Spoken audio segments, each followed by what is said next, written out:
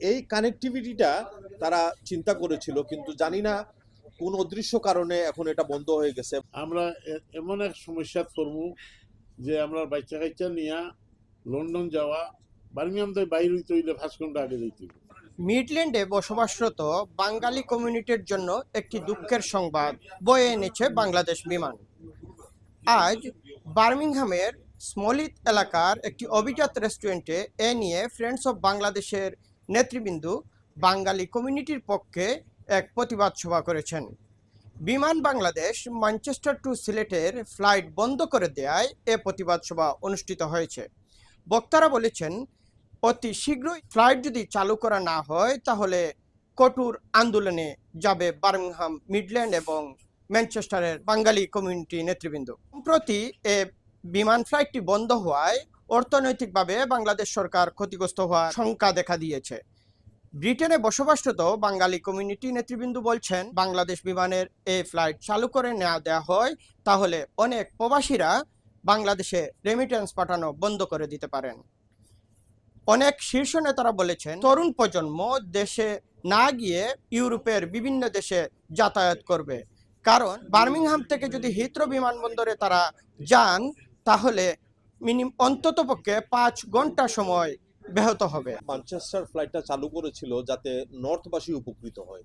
North as a white, মনে করেন স্কটল্যান্ডবাসীরাও সেবা পেত, ওয়েলসেরারাও সেবা পেত, নর্থ ওয়েলসেরারাও সেবা পেত, এবং মিডল্যান্ড অ্যাজ এ হোয়াইট। মিডল্যান্ডের যদিও নিজস্ব এয়ারপোর্ট আছে বার্মিংহাম এবং কভেন্ট্রি এয়ারপোর্ট আছে, এগুলাতে বিমানের সেবা দেওয়া সম্ভব না। বিমানের যে স্বল্প সীমিত ব্যবস্থা আছে সেটা দিয়ে ম্যানচেস্টার থেকে যখন ফ্লাইটটা করেছিল, এটা ছিল একটা চতুর্মুখী ট্রানজিটের ব্যবস্থা করা। যেমন মনে করেন কানাডা থেকে, আমেরিকা থেকে বা ইউরোপের বিভিন্ন দেশ থেকে ম্যানচেস্টারে এসে ওরা বাংলাদেশে সরাসরি যেতে পারত। এই কানেক্টিভিটিটা তারা চিন্তা করেছিল, কিন্তু জানি না কোন অদৃশ্য কারণে এখন এটা বন্ধ হয়ে গেছে, এবং বন্ধ হয়েছে সব যত সুবিধা ছিল সব সুবিধা থেকে বঞ্চিত করা হচ্ছে। মনে করেন আমাদের যে লোকগুলা যেত বিমান, এক তো হলো ফুল ফ্লাইট, দ্বিতীয়ত হলো কার্গো ফেসিলিটিস, এই সেবাগুলা, এবং বিশেষ করে আরেকটা সুবিধা ছিল যে ওরা সিলেটে যেতে পারত, সরাসরি সিলেটে। তো এখন এই সুবিধাগুলা থেকে বঞ্চিত করা হচ্ছে, এবং আমরা আশা করব যে বাংলাদেশ বিমান কর্তৃপক্ষ এবং উপদেষ্টা মহোদয়কে আমি অনুরোধ করব যে তাদের এই সিদ্ধান্তটাকে পুনর্বিবেচনা করতে। এই যে ফ্লাইটটা বন্ধ হওয়াতে আমরা মিডল্যান্ডবাসী, মনে করেন বার্মিংহাম হোক, কভেন্ট্রি হোক, লেস্টার বা আরো মিডল্যান্ড হিসাবে, মিডল্যান্ড বলতে অনেক জায়গা বোঝায়, আমরা এমন এক সমস্যা পড়বো যে আমরা বাচ্চা কাচ্চা নিয়ে লন্ডন যাওয়া বার্মিংহাম থেকে বাইরে হইতে হইলে 5 ঘন্টা আগে যাইতে হইব, 5-6 ঘন্টা আগে যাইতে হইব। আরো যদি নানান সমস্যা আছে, যে বাচ্চারা ডাইরেক্ট ফ্লাইটে অনেকরা গেছে আগ্রহী, যখন এখন শুনবো যে আমরা লন্ডন যাইব 5-6 ঘন্টা আগে, হইব না তা হইলে আমরা যাই, এই স্পেন যাই, মরক্কো যাই, বার্সেলোনা যাই, অন্য দেশে যাই। বাংলাদেশে যাওয়ার দরকারটা কিটা? এই সমস্ত জামালা করিয়া বাংলাদেশে না যাওয়াটা কি আমরা অন্য দেশে যাওয়াটা বলা। এইটাই হলো আমরা মেইন সমস্যা। আগামীতে বন্ধ হওয়ার পরে সমস্যাটা বালা করি বুঝতে পারবা যে সমস্যা কি আছে।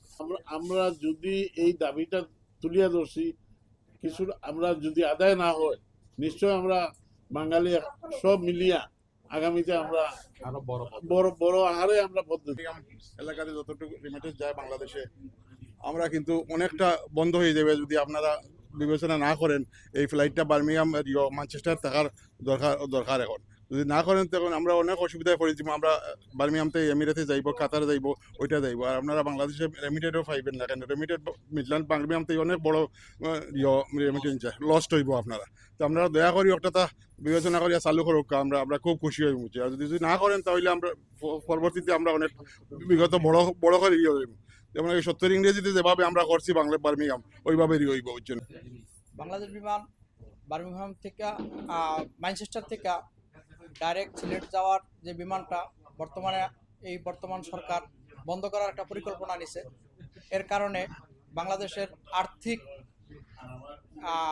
অনেক সংকট হতে পারে এবং বাংলাদেশের যে যাত্রীগুলা সিলেট ডাইরেক্ট যাইতো এই যাত্রীগুলা অনেক হয়রানি হইবে এবং অনেক বিপদগ্রস্ত হবে।